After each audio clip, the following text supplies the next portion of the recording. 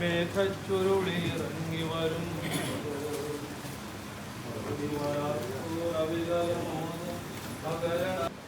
വിശുദ്ധ മാമോദീസായാൽ മുദ്രിതവും പരിശുദ്ധ കുർബാനയാൽ പരിപുഷ്ടവും വിശുദ്ധ തൈലത്താൽ അഭിഷേകവുമായ ശരീരത്തിന് നിന്റെ ദിവ്യപുത്രന്റെ രണ്ടാമത്തെ ആഗമനം വരെ വിശ്രമം നൽകേണ്ട കബറിടം നീ പവിത്രീകരിക്കണമേ. ജീവന്റെയും മരണത്തിന്റെയും നാഥനും പിതാവും പുത്രനും പരിശുദ്ധാത്മാവുമായ സർവേശ്വര, സ്വഭാവുണ്ട് നീ എന്നെ തെളിക്കുക, ഞാൻ നിർമ്മലനാകും.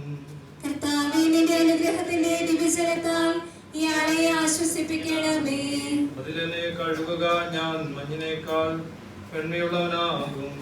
കർത്താവേ, നിന്റെ അനുഗ്രഹത്തിന്റെ ദിവ്യജലത്താൽ ഈ കബറിടം പൗത്രീകരിക്കണമേ. പിതാവിനും പുത്രനും പരിശുദ്ധാത്മാവിനും സ്തുതി. കുരിശുവഴിയായി നമ്മെ രക്ഷിച്ച പുത്രന് സ്തുതിയും ബഹുമാനവും സമർപ്പിക്കാം. ഞങ്ങളുടെ പ്രാർത്ഥനകൾ പരിമള ധൂപം പോലെ നിന്നെ പ്രസാദിപ്പിക്കട്ടെ.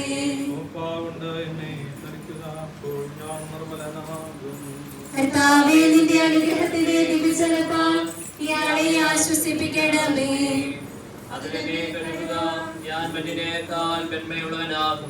കർത്താവേ, നിന്റെ അനുഗ്രഹത്തിന്റെ ദിവ്യജലത്താൽ ഈ കബറിടം പൗത്രീകരിക്കണമേ.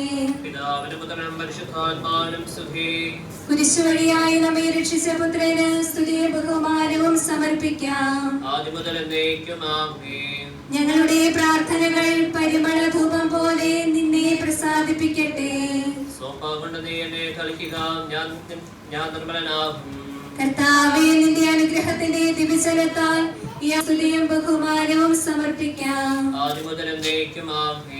ഞങ്ങളുടെ പ്രാർത്ഥനകൾ പരിമള ധൂപം പോലെ നിന്നെ പ്രസാദിപ്പിക്കട്ടെ. മനുഷ്യ, നീ പൊടിയാകുന്നു, പൊടിയിലേക്ക് നിന്നെ മടങ്ങും എന്നരുചിത സകലത്തിനെ നാഥനായ ദൈവം നിന്നെ ഉയർപ്പിന്റെ മഹത്വത്തോടുകൂടെ അവസാന ദിവസം നിന്റെ വലതു ഭാഗത്ത് നിർത്തട്ടെ. നീ സ്വീകരിച്ച വിശുദ്ധ ഉദാശകളെ തിന്നുന്ന ദൈവത്തിന് നിന്നെ ആസനത്തിൽ നിന്നെ സഹായിക്കട്ടെ. ജീവന്റെയും മരണത്തിന്റെയും നാഥനും പിതാവും പുത്രനും പരിശുദ്ധാത്മാവുമായ സർവേശ്വര, മനുഷ്യ, നീ പൊടിയാകുന്നു, പൊടിയിലേക്ക് തന്നെ മടങ്ങുമെന്ന് ഓർത്തുകൊള്ളുക.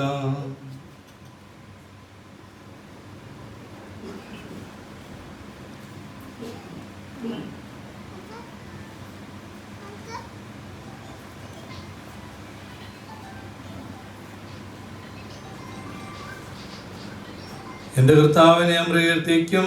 മഹിമയുടെ അന്തിമ വിധി നാളിൽ കർത്താവെ, നീ അണയുമ്പോൾ കരുണയോടെ നിർത്തണമേ. നല്ല വലത്തു വലം ഭാഗേ